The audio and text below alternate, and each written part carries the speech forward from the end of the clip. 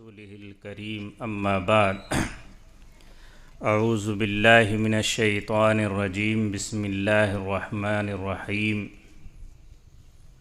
كل نفس ذائقة الموت۔ حضرات سامعین، معزز حاضرین، بزرگان ملت، پردہ نشین، عفت مآب خواتین اسلام، میں یہاں بیان کے غرض سے نہیں بلکہ جس ذات کے تعلق سے یہ پروگرام رکھا گیا ہے ان کے صاحبزادے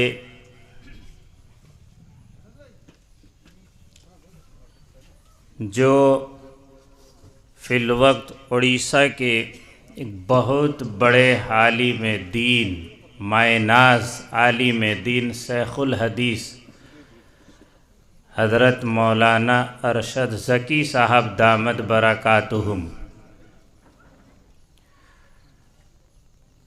اور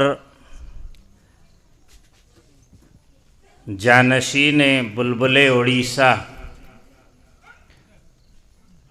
حضرت مولانا سید نقیب الامین صاحب دامت برکاتہم کی ملاقات اور ان سے خصوصی بات چیت تھی، جس کی وجہ سے یہاں حاضر ہوا کہ کچھ فیض حاصل ہو جائے۔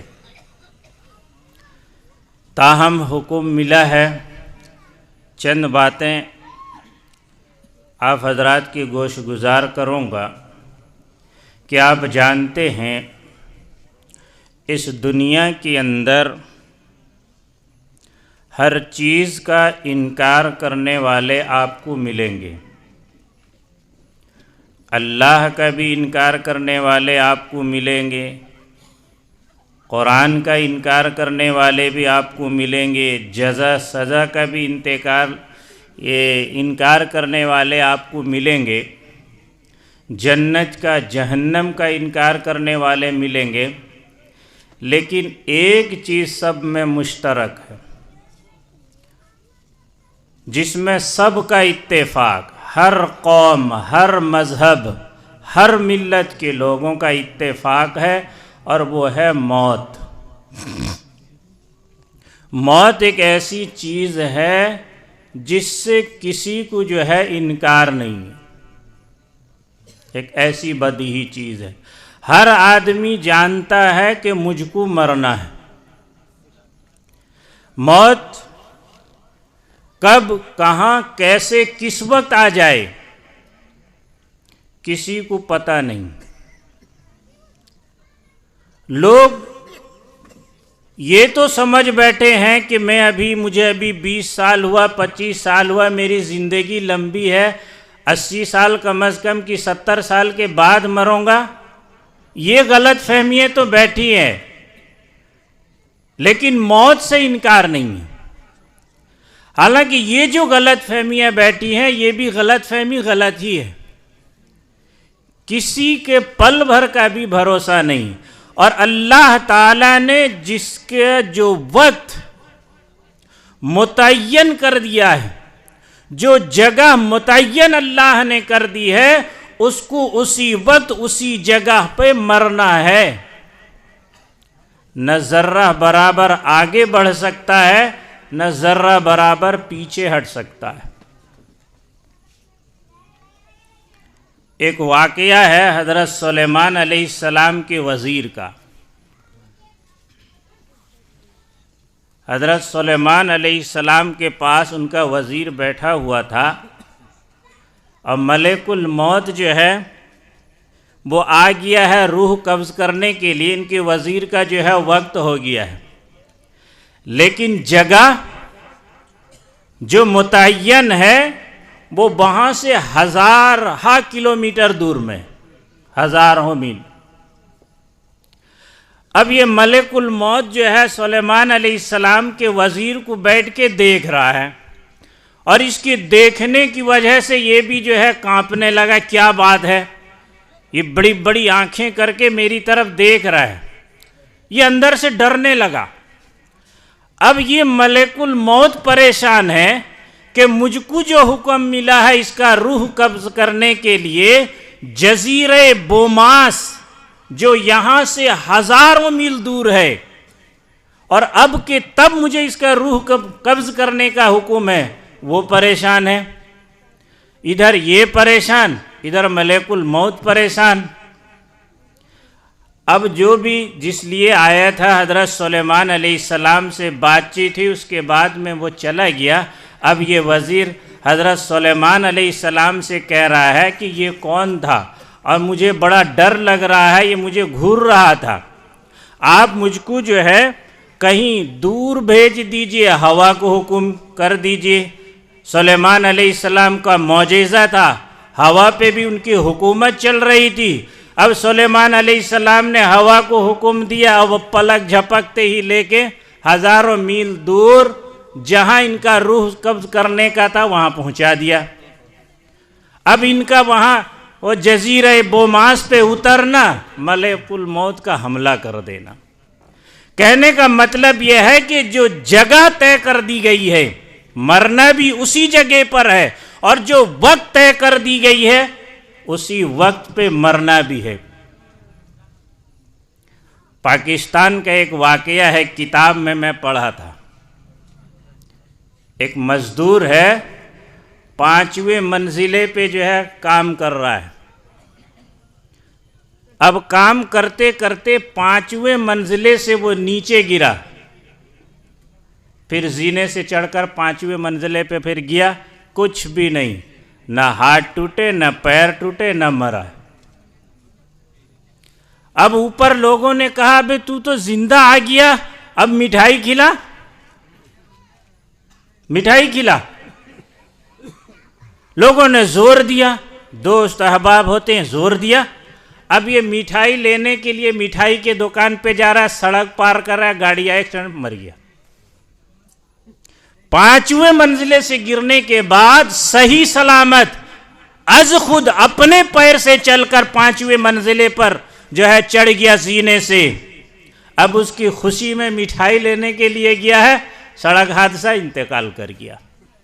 تو موت برحق ہے، اور جب جہاں جیسے جس وقت لکھا ہے تب ویسے ہی اسی وقت جو ہے اس کو آئے گی۔ موت سے کسی کو مفر نہیں ہے۔ آج میری، کل آپ کی باری ہے۔ رفتہ رفتہ اس دنیا کو ختم ہونا ہے، دنیا فانی ہے، دنیا کی ہر ایک چیز فانی ہے۔ یہ شمس و قمر، بحر و بر، خشک و تر، شجر و حجر، یہ ارض و سما، یہ ساری کی ساری چیزیں فانی ہیں، سب فنا ہو جائیں گی، صرف اللہ کی ذات باقی رہے گی۔ رفتہ رفتہ سارے ختم ہوں گے، اخیر میں پھر ایک ساتھ قیامت آئے گی۔ اور قیامت کی نشانیاں کچھ بتا دیا، حالانکہ قیامت کا علم کسی کو نہیں۔ اللہ کے نبی صلی اللہ علیہ وسلم نے کچھ علامتیں بتا دی ہیں۔ یہ تو بتا دیا ہے کہ محرم کے مہینے میں ہوگا، جمعے کا دن ہوگا، 10ویں تاریخ ہوگی، یہ تو بتا دیا۔ لیکن کون سا محرم، کون سا سال، کون سا جو ہے 10 تاریخ، کون سا جمعے کا دن، اس کی تفصیل اللہ کے نبی کچھ علامتیں بھی بتائے ہیں۔ اور وہ علامت جب آئے گی، حضرت اسرافیل علیہ السلام سور پھونکیں گے، پوری دنیا تباہ ہو جائے گی، سب ختم۔ ان علامت میں سے ایک علامت یہ ہے کہ قرب قیامت میں جو ہے قرآن کو اٹھا لیا جائے گا، قرآن کو اٹھا لیا جائے گا۔ اور قرآن کو اٹھا لیا جائے گا اس کا مطلب یہ نہیں کہ میرے آپ کے طاق سے، گھروں سے قرآن نکل کے آسمان کی طرف اٹھتا جائے گا، نہیں، قرآن اٹھا لیا جائے گا مطلب یہ ہے کہ قرآن کے جاننے والے، قرآن کے سمجھنے والے، قرآن کے سمجھانے والے علماء کو اللہ تبارک و تعالی اس دنیا سے اٹھا لے گا۔ اور جب تک اس کائنات کے اندر ایک بھی عالم زندہ ہے. یہ کائنات ختم ہونے والی نہیں ہے, یہ دنیا ختم ہونے والی نہیں ہے جب تک اس دنیا کے اندر ایک عالم اللہ کا نام لینے والا, اللہ کے دین و شریعت کو پھیلانے والا اس دنیا کے اندر موجود ہے. اللہ قیامت نہیں لائے گا. اللہ تبارک و تعالی نے اپنے دین کی رشد و ہدایت کے لیے انبیاء کرام علیہ الصلاۃ والسلام کو اس دنیا میں مبعوث کیا. یکی بعد دیگر آدم, نوح, سیس, ہود, ابراہیم, اسماعیل, یعقوب, یوسف, زکریا, یحییٰ, کم و بیش 1,24,000 انبیاء کرام اس دنیا میں تشریف لاتے رہے کہ اللہ ایک ہے, اللہ کی عبادت کرو, اللہ کے حکم کی فرما برداری کرو, اللہ کے نبی کے حکم کی فرما برداری کرو, ان کے راستے کو اختیار کرو. یہ ختم. آخر میں سرکار دو جہاں حضور محمد رسول اللہ صلی اللہ علیہ وسلم اس دنیا میں تشریف لائے. آپ آخری نبی ہیں. آپ پر جو کتاب نازل کی گئی وہ کتاب آخری ہے. نہ آپ کے بعد کوئی پیغمبر آئے گا, نہ آپ کے بعد کوئی کتاب آئے گی. نبی کا سلسلہ ختم. اب یہ ذمہ داری کیسے چلے گی؟ دین کا کام کون کرے گا؟ لوگوں کو رشد و ہدایت کا راستہ کون دکھلائے گا؟ دین کون سکھلائے گا؟ اللہ اور اس کے رسول کا فرمان لوگوں تک کون پہنچائے گا؟ اس کی ذمہ داری علماء کی ہے. اسی لیے کہا جاتا ہے کہ العلماء ورثۃ الانبیاء. یہ علماء جو ہیں انبیاء کے وارث ہیں. وارث ہونے کا مطلب یہ وراثت نہیں کہ سونا چاندی زمین جائیداد کے وارث ہوں گے, نہیں, بلکہ انبیاء کرام علیہ الصلاۃ والسلام کے علم جو ہے ان کو وراثت میں ملے گی اور یہ علم کے وارث ہوں گے اور پوری دنیا کے اندر اللہ کا دین پھیلائیں گے. یہ علماء کی ذمہ داری ہے. جب اللہ کا مقصد ختم ہو جائے گا, علماء ختم ہو جائیں گے, دین پر کام کرنے والا, دین سکھلانے والا کوئی نہیں رہے گا. اللہ تبارک و تعالی اس دنیا کو صفحہ ہستی سے مٹا دیں گے. اور آپ دیکھ رہے ہیں ساری علامتیں جو ہیں ہمارے سامنے ہیں. ناچ گانا ہو, یہ جو ہے ننگا پن ہو, ٹی وی ہو, VCR ہو, موبائل ہو, سارے عام ہو رہا ہے. اور آج پوری دنیا کے اندر دیکھیں اللہ تبارک و تعالی بڑے بڑے چوٹی کے علماء کو اٹھا رہا ہے. خاص کر کے اس سال سب سے زیادہ علماء اس بر صغیر سے پاکستان, ہندوستان اور بنگلہ دیش کے مائے ناز علماء کرام سب سے زیادہ اس سال اللہ تعالیٰ نے ان کو اٹھا لیا ہے. ان میں سے ہمارے اڑیسہ کے جو چشم و چراغ مانے جاتے تھے, مائے ناز عالم دین, جن کے تذکرہ میں کیا کروں گا, میں تو بہت کم دن سے جانتا ہوں. یہاں میرے سامنے بڑے بزرگ بیٹھے ہیں جنہوں نے ان کی جوانی دیکھی ہے, جنہوں نے ان کا بڑھاپا دیکھا ہے, جنہوں نے ان کی خلوت دیکھی ہے, جنہوں نے ان کی جلوت دیکھی ہے. ان کے سامنے ایسا لگے گا میرا بیان کرنا کہ بھائی سورج کو چراغ دکھانا. لیکن جتنا دن میں نے دیکھا ہے, میرا بچپن ان کے سامنے گزرا ہے.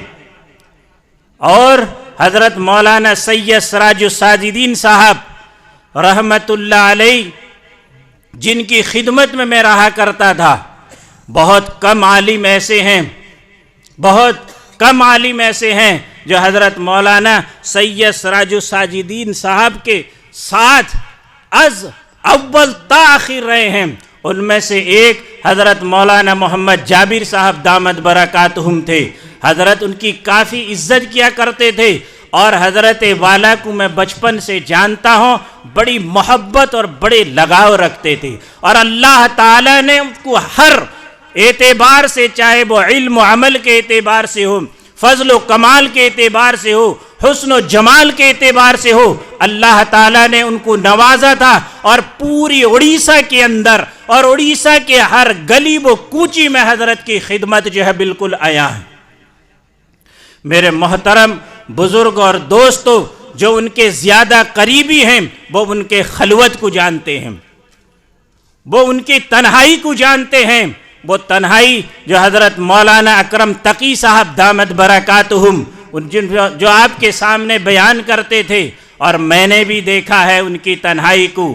میں نے ان کو دیکھا ہے کہ عبادت کے اندر، معاملات کے اندر ان کے جو حالات تھے، ہمارے یہاں رکتے تھے، کہتے ہیں کہ صبح سے یہ جو رات کے وقت تہجد کبھی نہیں ان کا جو ہے قضا ہوا ہے. پوری زندگی کے اندر آپ نے بیان میں بھی سنا ہے. تلاوت از خود کرتے تھے، کرتے کرتے جو بچپن میں حافظ نہیں تھے، بڑھاپے تک جو ہے 20 یا 30 مکمل حافظ ہو گئے. میرے محترم بزرگ اور دوستو، حضرت کی جو ہے تواضع انکساری، ایک مرتبہ کا واقعہ ہے تواضع کا. یہ حالت ہے، اسٹیج کے اوپر بیٹھے ہوئے ہیں سارے علماء. کہاں حضرت جمعیت کا پروگرام تھا، حضرت مولانا محمود مدنی صاحب دامت برکاتہم بلائے تھے. اسٹیج کمزور تھا. حضرت مولانا محمود مدنی کو ڈر ہوا کہ اتنے سارے علماء آ گئے ہیں، اسٹیج کے اندر وہ طاقت نہیں کہ ان کے بوجھ کو جو ہے برداشت کر سکے. ان کو ڈر لگا کہ یہ اسٹیج ٹوٹ جائے گا. محمود مدنی صاحب نے آواز لگائی کہ بھائی اسٹیج کو ہلکا کر دو، کچھ علماء جو ہیں نیچے اتر جائیں، ورنہ اسٹیج کے جو ہے ٹوٹنے کا خطرہ ہے. پورے اسٹیج کے اندر سب سے پہلا شخص وہ اٹھا تھا، وہ آپ کے اڑیسے کا عالم دین حضرت مولانا محمد جابر صاحب رحمہ اللہ تھے. سب سے پہلے اسٹیج سے اٹھے. حضرت مولانا محمود مدنی نے ان کا ہاتھ پکڑ کے روک لیا کہ نہیں حضرت آپ رک جائیے، آپ تو اس اسٹیج کے زیبا ہیں. میرے محترم بزرگ و دوستو، حضرت مولانا اسماعیل صاحب دامت برکاتہم گزر گئے. ہم نے برداشت کیا. اس کے بعد حضرت مولانا سید سراج الساجدین صاحب بھی گزر گئے. ہم لوگ برداشت کیے. اب ان کے ساتھیوں میں سے ایک حضرت مولانا محمد جابر صاحب رحمہ اللہ، وہ بھی جو ہے آج ہم کو خیر آباد کہہ گئے ہیں. ہم سب دعا کریں کہ اللہ تعالی حضرت کا نعم البدل ہمیں عطا فرمائے، پورے اڑیسہ کو اس کا نعم البدل عطا فرمائے. اور جتنی کام حضرت سے لے رہا تھا، اس کام کا کرنے والا، اس کام کا سمجھنے والا اس اڑیسہ کے اندر پیدا فرمائے. آج الحمدللہ آپ دیکھیں گے، یہ گزشتہ جمعے کے دن بات ہو رہی تھی. کسی نے کہا آپ مولوی لوگ ہو، بیٹھ جاتے ہو کرسی میں، بڑی دینداری کی بات کرتے ہو اور کہتے ہو کہ بچے کو یہ پڑھ، آپل مت پڑھاؤ، الف پڑھ، اللہ پڑھاؤ، مدرسے میں پڑھاؤ، مکتب میں پڑھاؤ، انگریزی اسکول میں مت پڑھاؤ. اور اس نے جو ہے مثال دی. کیا مثال دی؟ جتنے علماء کو وہ جانتا تھا، میں نام تو نہیں لوں گا، اور گنایا. مجھے کہا کہ دیکھو فلاں عالم کے بچے کتنے مولوی ہیں، کتنے مدرسے میں پڑھے ہیں، فلاں عالم کے بیٹے کتنے مدرسے میں ہیں، کتنے مولوی حافظ پڑھے ہیں. باقاعدہ نام لے لے کر مجھے بتایا. لیکن میں آج آپ کو بتاتا ہوں، دنیا سے بالکل دور ہٹ کر، لالچ سے دور، دنیا داری سے دور، حضرت مولانا محمد جابر صاحب رحمہ اللہ کی اللہ نے ایک نہیں، دو نہیں، تقریباً 7 اولاد دیے. 7 ہے نا؟ 7. اور حضرت والا نے اس 7 میں سے کسی ایک کو بھی دنیاوی لائن میں، انگلش میڈیم میں نہ ڈاکٹر بنایا، نہ انجینئر بنایا، نہ فلاسفر بنایا، نہ ہوٹل میں کوک بنایا، نہ کہیں کچھ بھی نہیں. حالانکہ حضرت کے پاس وسعت تھی، مدرسہ تھے، اسکول تھے، گورنمنٹ سروس تھا، لوگ ہدایہ و تحائف دیا کرتے تھے، اگر وہ چاہتے تو اچھے سے اچھے اسکول میں اپنے بچوں کو پڑھا سکتے تھے، لیکن وہی مدرسے میں سب کو لگایا اور الحمدللہ سارے بچے حافظ قرآن اور عالم دین ہیں۔ اگر ان کی دنیا طلب ہوتی، اگر ان کو دنیا کا شوق ہوتا، اگر وہ دنیا کے پیچھے پڑتے تو ایک دو نہیں کئی لڑکوں کو جو ہے دنیا داری میں لگاتے اور کافی آمدنی ہوتی، پیسہ انبوہ۔ اب دیکھیے وہی گھر، نہ گھر کر سکے، نہ زمین خرید سکے، کچھ نہیں، زر زیورات، نہ زمین نہ جائیداد نہ گھر، کچھ نہیں ہے۔ آج تک بچے جو ہے اسی تنگی کے عالم میں گزر رہے ہیں۔ تو میں ایک شخص کو دکھا رہا ہوں سے کہ دیکھو، اگر آپ دیکھنا چاہتے ہو کہ علماء کو دین کے راستے پہ لگا رہے ہیں کہ دنیا کے راستے میں، تو حضرت مولانا محمد جابر صاحب دامت برکاتہم کو دیکھو، اللہ نے ایک نہیں 7 اولاد دین اور سب کو جو اللہ کے راستے میں، دین کے راستے میں لگایا ہے۔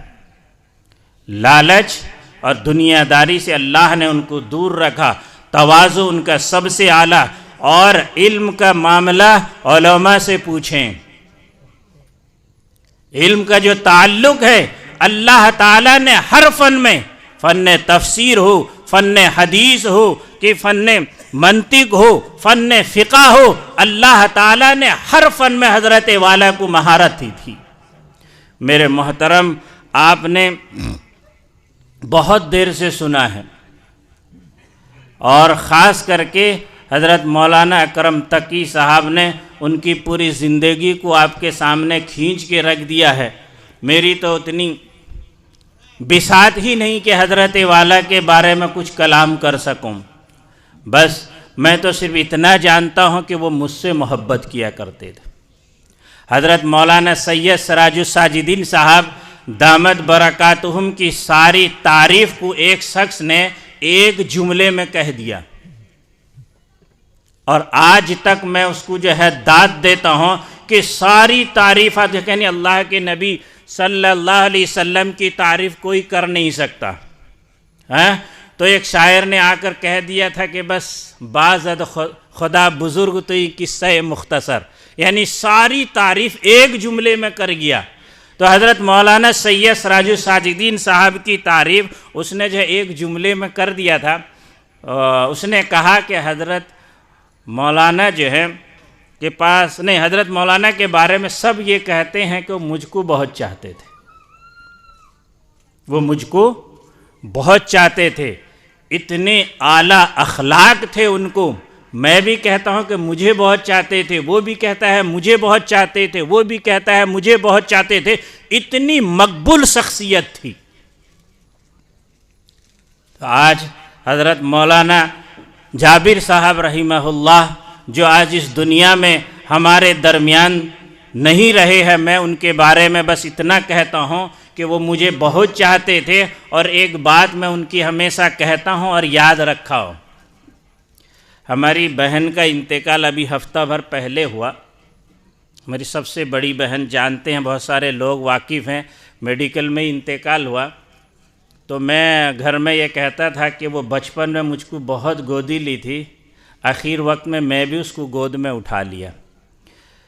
اب اتنی نازک حالت ہو گئے تھے کہ اوپر زینے سے جو ہے میں اس کو گود میں اٹھا کر جو ہے نیچے تک لے گیا، پھر نیچے سے گود میں ہی اٹھا کر جو ہے اوپر منزلے پہ لے گیا۔ تو میں کہا وہ زندگی بھر میرے بچپنے میں وہ گود مجھے لیتی تھی، آخر وقت میں جو ہے میں اسے گود لے لیا۔ تو حضرت مولانا محمد جابر صاحب رحمہ اللہ ایک مرتبہ مجھے گود لیے تھے، میں آج تک اس کو بیان کرتا ہوں۔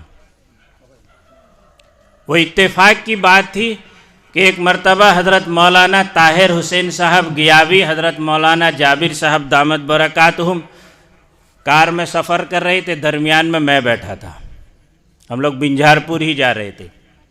اب اتفاق سے چنڈی کھول میں ایک کوئی صاحب اٹھے تو حضرت مولانا جو ہے اپنی گاڑی میں بلا لیے۔ اب بائیں طرف حضرت مولانا طاہر حسین گیاوی ہیں، داہنے طرف حضرت مولانا محمد جابر صاحب ہیں۔ اب ان کو جو ہے درمیان میں بٹھایا۔ اب حضرت مولانا طاہر صاحب گیابی کہہ رہے ہیں محسن میرے گود میں آ جاؤ، حضرت مولانا جابر صاحب کہہ رہے ہیں نہیں محسن میرے گود میں آ جاؤ۔